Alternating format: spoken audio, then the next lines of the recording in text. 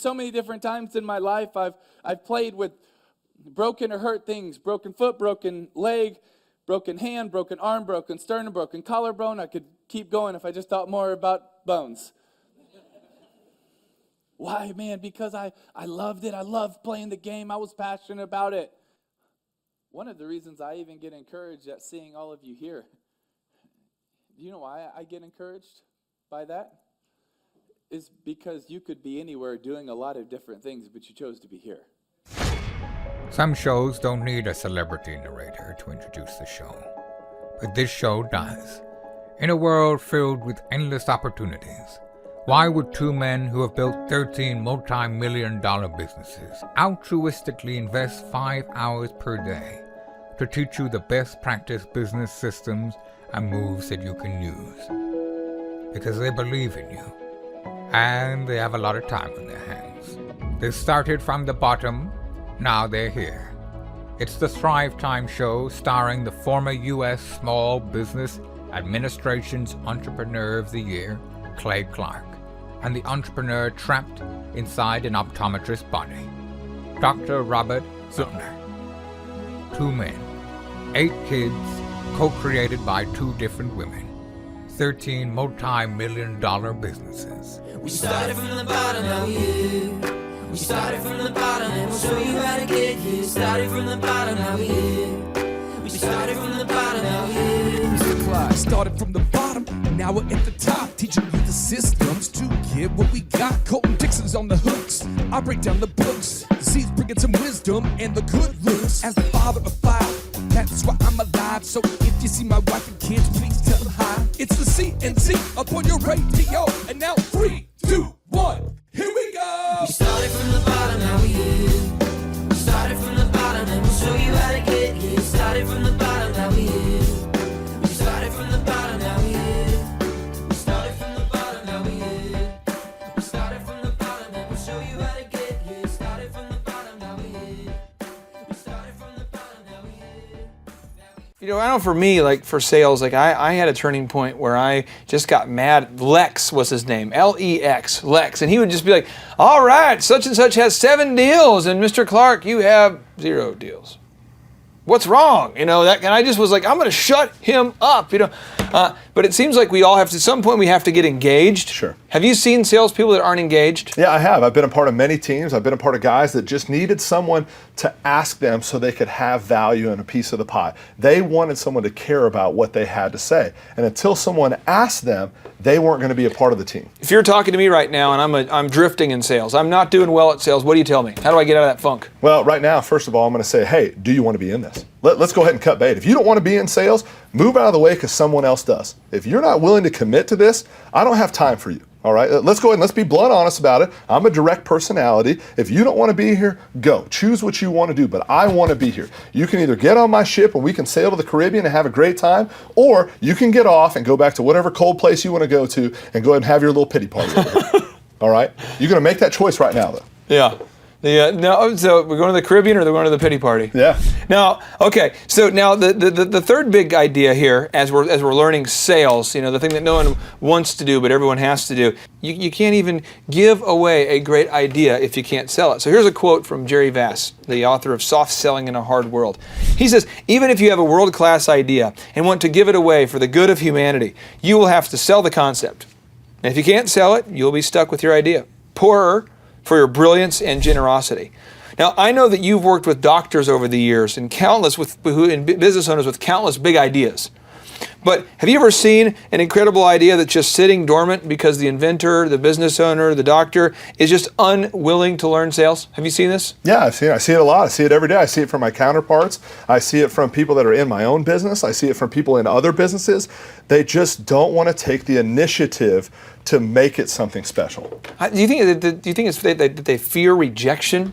Oh, it's a huge fear of a lot of people. And what's the worst thing that could happen? If attitude is a choice and somebody tells you no, what's the worst that could happen? I think a lot of times we're afraid of it. You know, maybe they'll follow our caller ID back to the office and bludgeon us. With a weapon. If I go to a doctor and I say, hey, I think this is going to be great, this is going to help your patient, and they go, you're crazy, get out. okay, he's not going to burn my house down. Yeah. I still have a family. I still have a job. You know what? I got the answer no today. I'm going to pretend I'm you for a second. Sure. Go ahead and unload all the crazy things that doctors have said to you, and when they said no. I don't know why you're in here wasting my time. Why did you even come by here? I don't believe in what you do. It's not approved. You can't come by here and do this. What is this, snake oil? What are you doing? What are you trying to sell here? You guys take up so much of our time. You're the problem with society right now. You guys come by and you leave these pens and you just think you can manipulate what people think about you. It's not true. Go back, go to your company and tell them not to ever come back and call me again. And then do you process that as a need for more information? I do. Have you ever got a deal from a guy who's been that mean to you? Absolutely. Really? Can you tell me a story of one, just kind of story time with Mickey Michalec? I can. Okay, go ahead and give me one. So this is a doctor in a rural town, and I had my manager riding with me. So of course, you got that manager there. You better ask for the business. All right? Yeah. That's the thing. You got to ask for business at the end of the He call. is the taser. You ask for business, right? We practiced. We were holding the matchstick out in the car. Got to get that word out, and we're saying what we have to. So I go in here and I see this doctor. I know he's a military doctor, and I go in there and I've got a good relationship with him. I thought things was great, so I said, hey, let's go see this guy. My boss is with me. We go in there, and the call goes good. I'm talking to him about my product. Here's the feature benefit. I clarify, is there any questions you have? And I get to the point where I ask for the business. Oh boy. And I ask the doctor, so, doctor, when that next patient comes in with this need, will you use my product? And he says, stop right now and you quit telling him to say that to doctors, right to my manager. And inside I'm thinking, yes, he told my manager we're not going to have to keep asking these silly questions that he does. And all of a sudden he comes back to me and he said, why did you change? Because he was with you. And I went, oh, wait a minute. This was a moment where he gave me an opportunity to stop and say, that's not really me. And we turned and we said, can we do this over again? And he goes, yeah, let's sure. And he said, hey, Mick, good to see you again. Be real with me today. And I said, hey, here's the product I have. I'm not asking for every patient today, but what I'm asking for is, will you leave this as an open option for them if there's a need for it? And he said, yes. Done. Now, I had a deal, and I won't mention the guy's name or even the city he was in. We'll have to, when we edit this, we need to just put in like little beeps. But I call this guy, I'm cold calling, and I'm dialing and smiling, and eventually I get him on the phone, and he's like, listen here, you bastard. You call here all the time. Don't you ever call here again. And because I've learned the dark art of sales, and I've processed this as a need for more information, I said, and I'm not exaggerating, I said this, my partner was there, my real estate partner. I said, so when you say bastard, what do you mean by that? And the guy says, I mean that you call all the time. He just wasn't ready for it. Yeah. And I said, oh, and I wounded dog. Well, I'm so sorry. I think the reason why we're so persistent following up with you is because we know that your property is vacant, and we know there's people out there who want to lease it. There's tenants out there. I know you think I'm a bastard, but we're that kind of bastard working on your team. We work on your behalf with that level of intensity. We're going to work just as hard to help you lease the property. He's like, all right, you son of a bitch, come on by my office. So I ended up going by the office. I've been called a son of a bitch and a bastard by the same person. So we now are at his office, and he's like, well, how are you bastards? Like kind of joking at this point because he realizes that he had cursed at us. Well, we ended up getting this deal. Yeah. And I just thought it was the craziest thing because we've started referring to that guy as like, if you can sell that guy. And then another story, one of the guys who works up here, Jason Bailey, who I work with and partner with, he called a wrong number and was able to set an appointment with him. Like he called somebody, it's the wrong number. And we all used to always joke that if you could sell a wrong number, you could, he's calling someone, calls the wrong number, and there he's like, I'm sorry, we have the wrong number. And he's like, oh, okay, well, let me ask you, are you still looking for a DJ for your holiday party? And boom, nails it. It's that kind of like mentality. We get a wrong number, if they tell you no, you just process it as a need for more information. Yeah, I think for me, in the sales side, I call it the 8 Mile rule. For those people that have seen the movie 8 Mile, we've got 2 aspiring musicians, and one of them just keeps getting it handed to him. Every time he goes there to do this, he gets it handed to him. And finally, at the end of the movie, he says, okay, I know what my competition is going to say about me. Important thing I just said right there. Know what your competition is going to say about you. If you can dispel the myths of your competition first before they can say it, oh, boom, they have no words. It's the 8 Mile rule. Yeah, I know I'm not as good. So what? And then hand the mic over and say, now what do you have to say about me? You already dispelled the myths that they're going to say. You've handled it and you've overcome those obstacles. Do you recommend the salespeople study their competition? I do. I think you study your competition. I think as a salesman, you need to study yourself and you say, where are my weak points? If I were competing against me, and this is something that I do very often, this is something that happens several times a month, I say, where are your weak points? And I'm talking to myself, I'm looking in the mirror, we're back to this crazy talk. Yeah. I'm looking in the mirror, I say, where are your weak points? Are you getting soft here? Are you getting lazy in this area? What is your competition doing to say that they're better than you? And if you can take care of those problems before your competition can say them, they have no words. Now, going back to the idea of you can't really give something away if there's not a certain sort of nuance or sales skill there. Jerry Vast, the author of Soft Selling in a Hard World, he says even freebies must be delivered with a certain salesmanship, or the receiver does not perceive the true value of the gift. And I think of a couple doctors who are trying to give away vaccinations I've seen. Sure. They're trying to give away vaccinations to kids. I think of a lady I worked with years ago who wanted to give away dessert items, or I think of another company I work with. They're trying to give away, free lawn mowing, or free roof painting, or free roof repair. Or free siding painting, or some type of try it before you buy it offer. Sure. And they still can't get a yes, even when they're giving it away. They're like, hey, we will give you free vaccinations, and it's because they can't really sell. Can you explain that a little bit? The first thing you have to remember, I'm glad you brought up that book, because the thing that I pulled away is, what's the value of free? Is there a monetary value to free? Because money equals value, free equals no money, right? So what is the value of free? I have a hard time living by the dollar, right? So if I sell a product and all I talk about, my feature benefit for that product is cost, cost, cost. I'm here to tell you today that somebody's going to come in right behind you and go, my cost is cheaper, cheaper, cheaper. And the one behind them is, yeah, well, mine's less expensive and I'm giving you discount, discount, discount. If you live by the cost, you're going to die by the cost. What's the value of free? I have heard it said that in the absence of value, the only thing left for the buyer to consider is price. Again, with the absence of value, the only thing left for the buyer to consider is price. And I think that's huge, because you add a lot of value to what you do. Now, I want to make sure people are seeing that it's not just about sales like smoke and mirrors and tricking people. Sure. When you get an account, you not only take care of the doctor's needs for those prescriptions and those products, but you come by there and you bring by lunch. You come by, and if they have a problem finding a guy to print business cards, you're Johnny on the spot. If their computer won't work, you find a guy. If their server won't work, you find a guy. It seems like no matter what the issue is, if they need a company-wrapped auto vehicle, you find a guy. That's right. 'Cause you're it's like my the guy job. who knows the guy. If they're giving me an opportunity to provide a service, I want to be that guy that they can always go to and say, you know what, Mick always gives us a good opportunity to have someone to provide that value of what we need. I'm going to tell you a story about yesterday. I'm working, it's getting late in the day, I'm ready to go home, I'm thinking about how I'm going to finish, and I get a text message from an office manager, and they said, hey, do you carry this product?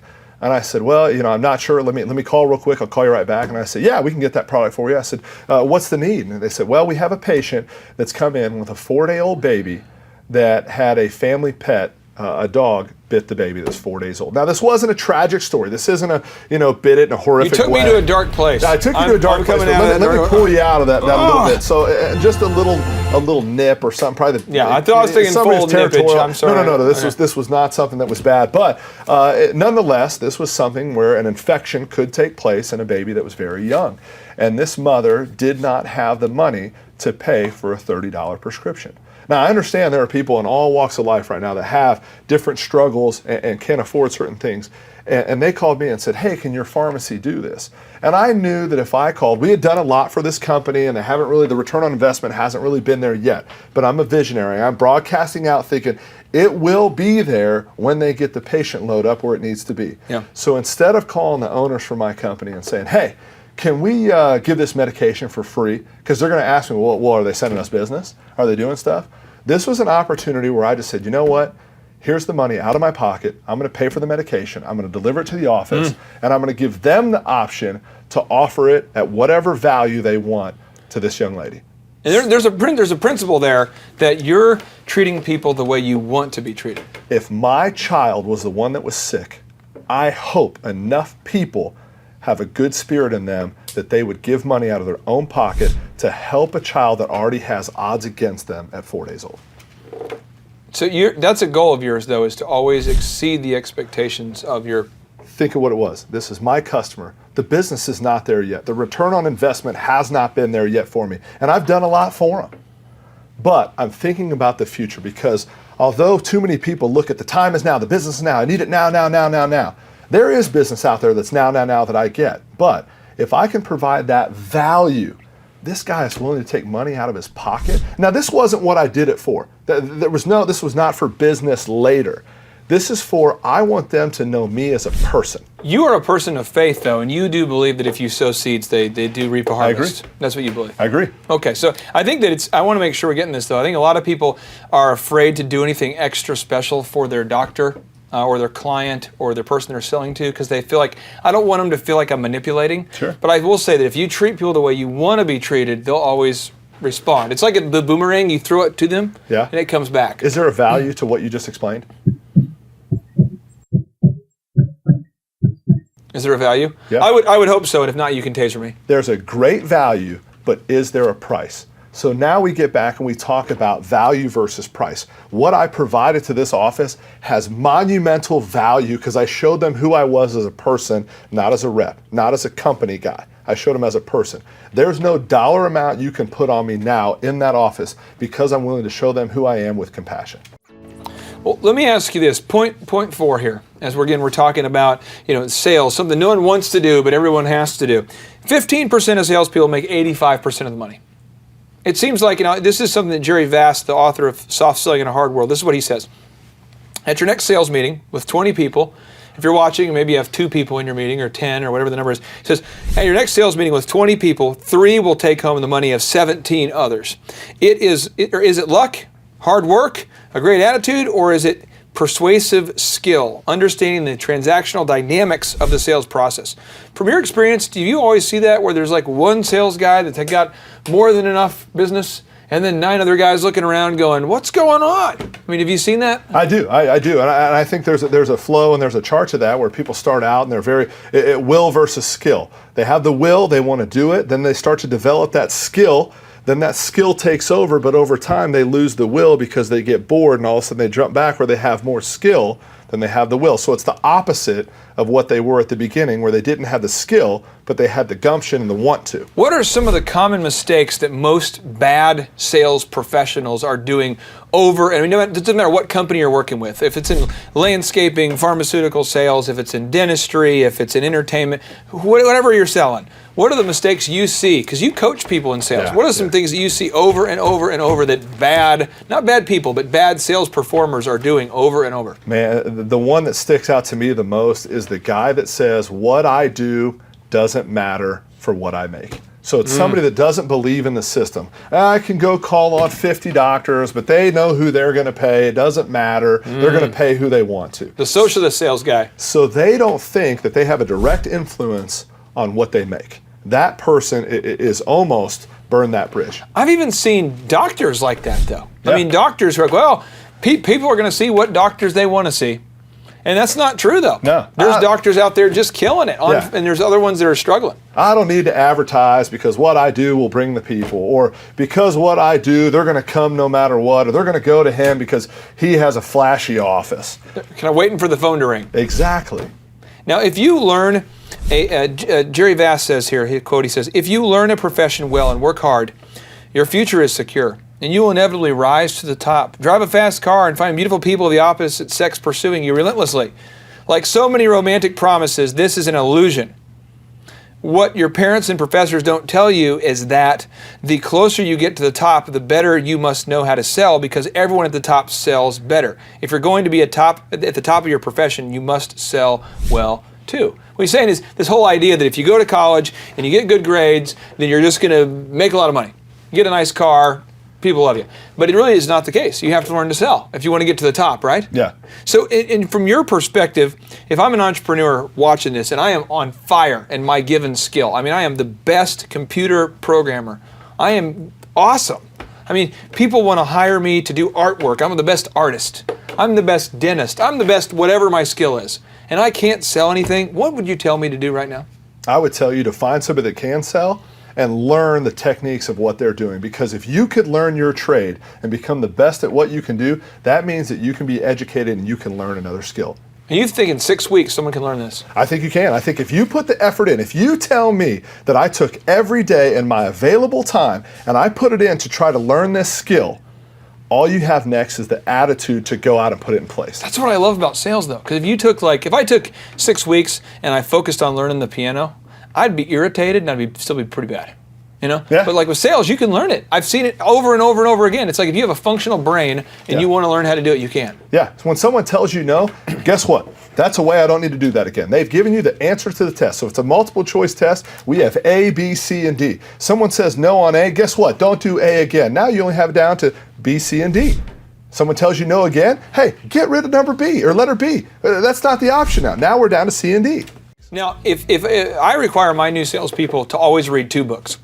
Soft Selling in a Hard World by Jerry Bass and Ultimate Sales Machine by Chet Holmes. And I usually say something nice. Some of you guys have probably seen, some of the camera crews probably seen me say this, but I just did it this week. I said, hey, Bo, you doing good? And he says, yeah. I said, Bo, I need you to read, this book, and then if you do, I'll give you a $100 bonus, and if you don't, you're fired.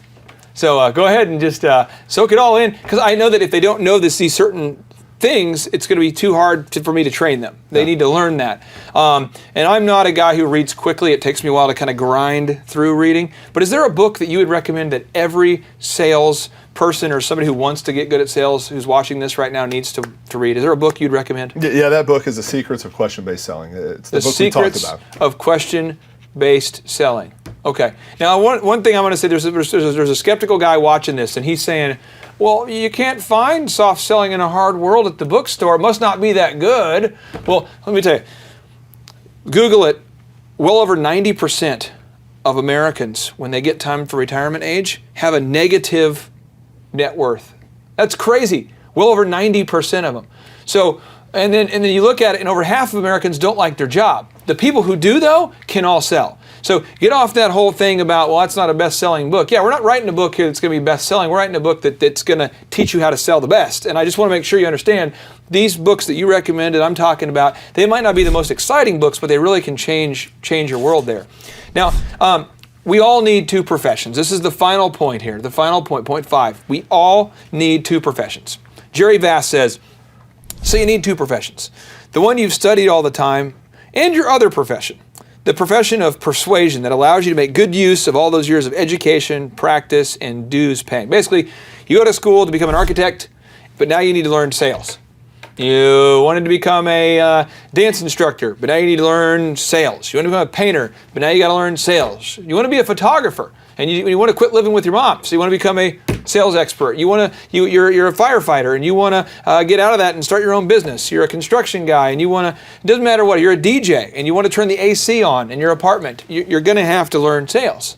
In your mind, if sales is something that we all know that we need, why are they not taught at college? Why are sales techniques not taught at college? I don't think it's a part of the process. I don't think it's someone that says, oh, you can do sales. If you want to be real with somebody, say if you learn sales, you can go into any career field you want to. But it's not something that we can say, oh, this is something that's finance, or oh, this is business, or oh, this is teaching, or oh, this is... Sales can be used in anything you do. It can be used to meet your future spouse. It can be used to get a car that you want. It can be used to get the house you want, the job you want. It can be used to make more money. It can be used to make and find the people or the group that you want to be with. I think it's amazing, though, because when we think about who we vote for president, it's kind of a popularity contest based upon who's the best at sales. And whether it's a Republican or a Democrat, I mean, Ronald Reagan was a sensational sales person. He could influence anybody. He could get us excited about America again. And then President Obama, there's a lot of people that got energized about voting because he was just so, he was a lightning rod. He could influence people. Yeah. You don't see a lot of people who are president who are just, stating the facts and saying, you should vote for me because I have good values. But yet you see a lot of entrepreneurs who are trying to convince people to buy their products and services with that level of enthusiasm. Yeah. There, Mickey, is there anything that you'd recommend as an action step for every entrepreneur watching this to get good at sales? Step 1 is to learn to care about other people. Nobody cares about you till you care about them. And it's a game that I play. The next time you meet somebody new, ask them so many questions that the human element kicks in and they ask a question back. So, hey, Clay, how you doing? Doing fabulously. Great. Well, Hey, I never knew this before. Where are you from? I was born in Tulsa, and then I moved to Minnesota when I was 12. Man, what was Minnesota like? It was cold. It's very. There's a lot of snowmobilers. People actually snowmobile to school, and there's a lot of hunting and a lot of mosquitoes. Do you have any brothers and sisters up there? I have a brother. He lives in Waco, Texas now. Okay, wow. So he went from snow all the way to warm and stuff like that. But are you married now? I am, and she is hot. What about kids? You have kids? I do. We have 5 kids. They're, How old are they? well, our oldest would be 9, and we have twins right now. There are 3, so it's quite the spectrum. Is that a tough balance at home? Because right now, I mean, we've got 2, and we're thinking about another one. Is that tough? I mean, tell me what it's like. Well, it's like you're stepping on a toy every morning at 3 in the morning when I get up. I'm like, what is in my foot? And it's you're stepping on a toy or someone's pooping in your bath. Nothing's sacred. Everything's getting broken and destroyed. So how do you balance work and life? I mean, I'm just trying to learn this right now because I love working hard. I love my family at home, but I know you're successful. What was one of the biggest struggles? Well, gosh, I think just trying to provide for the family and gain sleep, and it's still a struggle, because without many kids, it's quite an overhead, and you want to take care of those kids, and so you kind of have to balance that. But how many kids do you have? Hey, I've got 2 kids, 2 little girls, and actually, my youngest one, Macy, she just walked for the first time today. Really? Yeah, that's pretty awesome. Macy? Yeah. How do you spell that? Macie. Really? And so how did you name Macy? Well, it's a pretty neat story. I don't want to take up too much of your time, but my oldest daughter, Haley, actually we asked her one day, when we were pregnant, we said, do you want to have a baby brother or sister? She said, I want a grill, because she couldn't really talk yet. She was young. It's a grill. A grill, right? Nelly. And we said, okay, well, what do you want her name to be? And we were nervous because she had a baby doll, and that baby doll's name was Buster. And so we thought, oh Lord, what name is she going to come up with? She said, Macy. And that's how we came up with Macy. Really? Yeah, so it's pretty neat. But hey, I appreciate you telling me about kind of that balance and lack of sleep, because I'm just starting to get into that right now. And you're right, it is a struggle. And next time when I come back, I know you're busy right now, but I'd love to kind of learn a little bit more about maybe what you put in place to help balance that sleep and how you can still perform. So appreciate it. So we'll come back. So pause right there.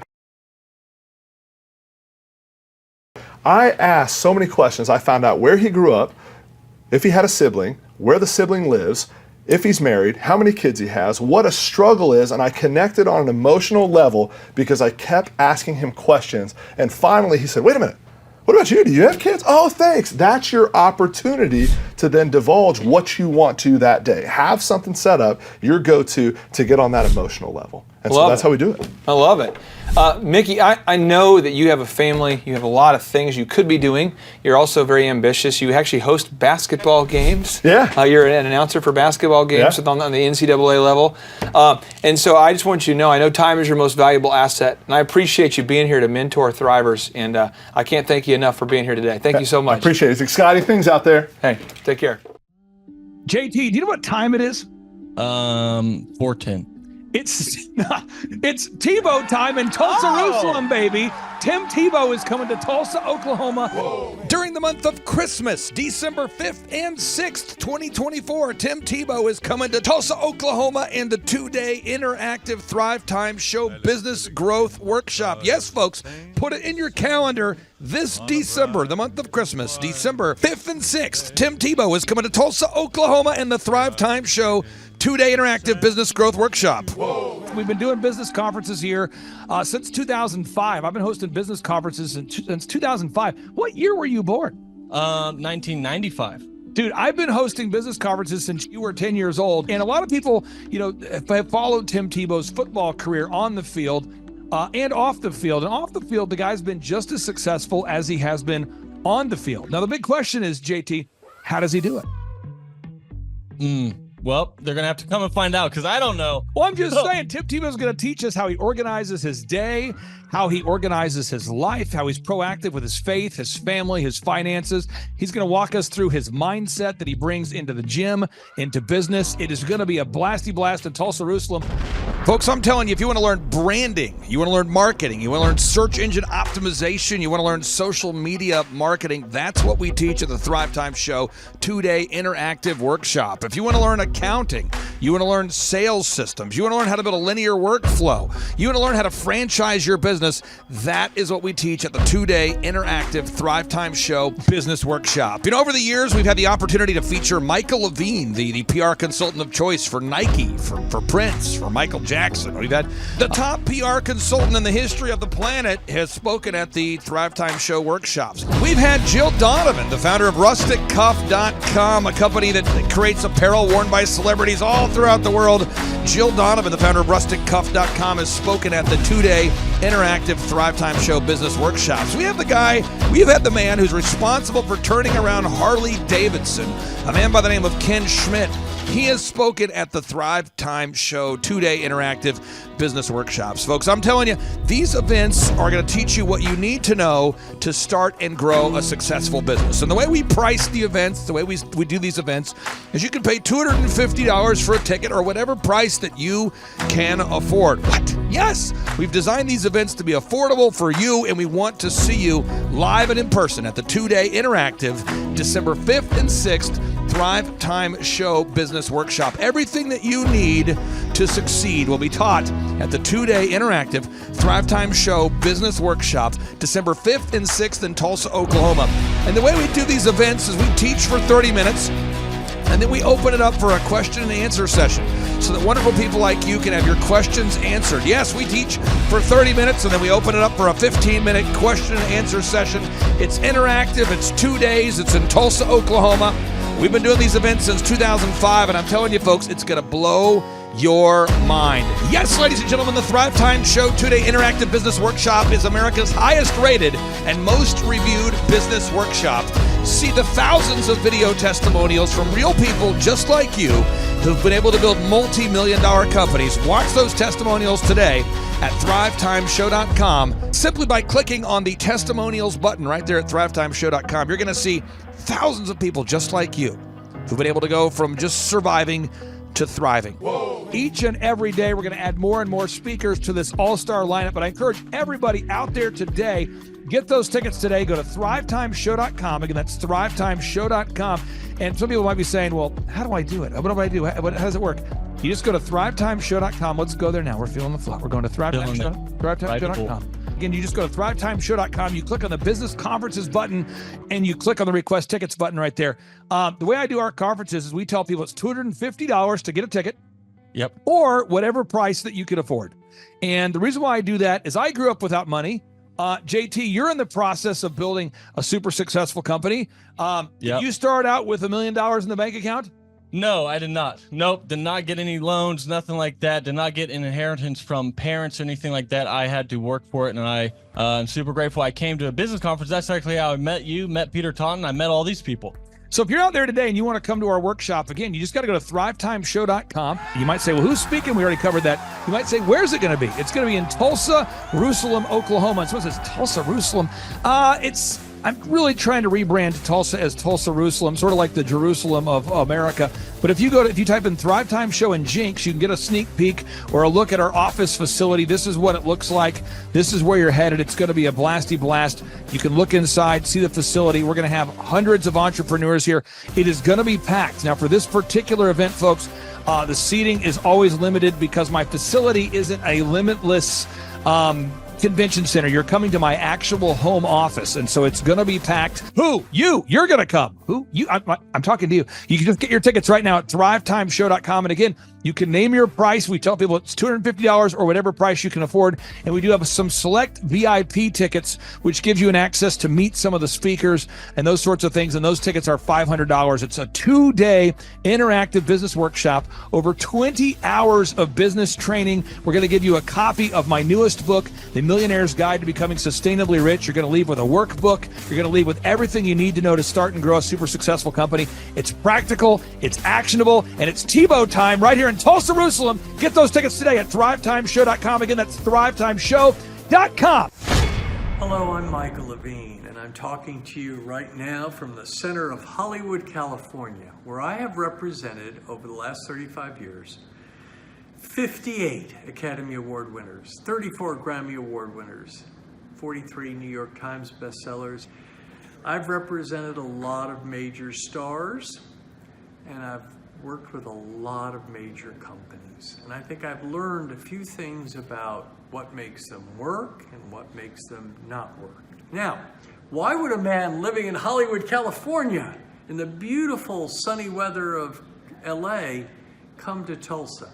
Because last year I did it, and it was damn exciting. Clay Clark has put together an exceptional presentation, really life-changing, and I'm looking forward to seeing you then. I'm Michael Levine. I'll see you in Tulsa. Thrive Time Show 2-day interactive business workshops are the world's highest rated and most reviewed business workshops because we teach you what you need to know to grow. You can learn the proven 13-point business systems that Dr. Zellner and I have used over and over to start and grow successful companies. I mean, we get into the specific steps on what you need to do to optimize your website. We're going to teach you how to fix your conversion rate. We're going to teach you how to do a social media marketing campaign that works. How do you raise capital? How do you get a small business loan? We teach you everything you need to know here during a 2-day, 15-hour workshop. It's all here for you. You work every day in your business, but for 2 days you can escape and work on your business and build these proven systems so now you can have a successful company that will produce both the time freedom and the financial freedom that you deserve. You're going to leave energized, motivated, but you're also going to leave empowered.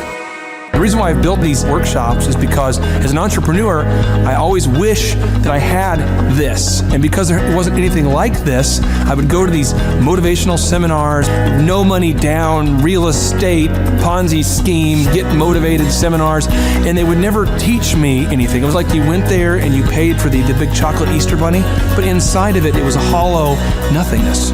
And I wanted the knowledge, and they're like, oh, but we'll teach you the knowledge after our next workshop.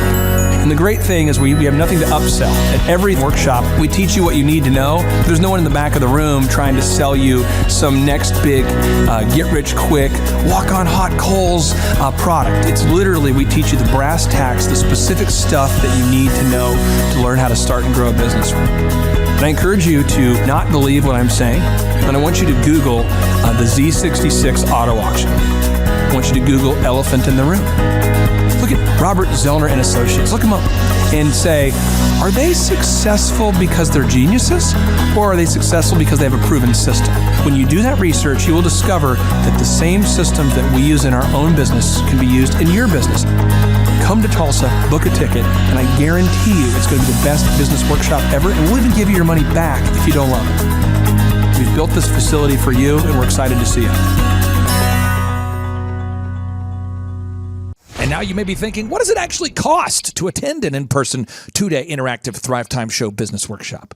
Well, good news. The tickets are $250 or whatever price that you can afford. What? Yes, they're $250 or whatever price you can afford. I grew up without money, and I know what it's like to live without money. So if you're out there today and you want to attend our in-person 2-day interactive business workshop, all you got to do is go to thrivetimeshow.com to request those tickets. And if you can't afford $250, we have scholarship pricing available to make it affordable for you. I learned at the Academy, Kings Point in New York, acta non verba. Watch what a person does, not what they say. Whoa. Good morning, good morning, good morning. Robert Kiyosaki, the Rich Dad Radio Show. Today I'm broadcasting from Phoenix, Arizona, not Scottsdale, Arizona. They're close, but they're completely different worlds. And we have a special guest today. Definition of intelligence is if you agree with me, you're intelligent. And so this gentleman is very intelligent. I've done this show before also, but very seldom do you find somebody who lines up on all counts. And it's a Mr. Clay Clark. He's a friend of a good friend, Eric Trump. But we're also talking about money, bricks, and how screwed up the world can get in a few and a half hour. So Clay Clark is a very intelligent man, and there's so many ways we could take this thing. But I thought, since you and Eric are close, Trump, what were you saying about what Trump can't, what Donald, who's my age, and I can say or cannot say? First of all, I have to honor you, sir. I want to show you what I did to one of your books here. There's a guy by the name of Jeremy Thorne, who was my boss at the time. I was 19 years old, working at Faith Highway. I had a job at Applebee's, Target, and DirecTV. And he said, have you read this book, Rich Dad, Poor Dad? And I said, no. And my father, may he rest in peace, he didn't know these financial principles. So I started reading all of your books and really devouring your books. And I went from being an employee to self-employed, to the business owner, to the investor. And I owe a lot of that to you. And I just wanted to take a moment to tell you, thank you so much for allowing me to achieve success. And then I'll tell you all about Eric Trump. But I just want to tell you, thank you, sir, for changing my life. But not only that, Clay, thank you, but you become an influencer. More than anything else, you've evolved into an influencer where your word has more and more power. So that's why I congratulate you on becoming. Because as you know, there's a lot of fake influencers out there too, or bad influencers. Yeah. So anyway, I'm glad you and I agree so much, and thanks for reading my books. Yeah. That's the greatest thrill for me today. Not a thrill, but recognition is when people, young men especially, come up and say, I read your book, changed my life. I'm doing this, I'm doing this, I'm doing this. I learned at the Academy, Kings Point in New York, acta non verba. Watch what a person does, not what they say. Whoa.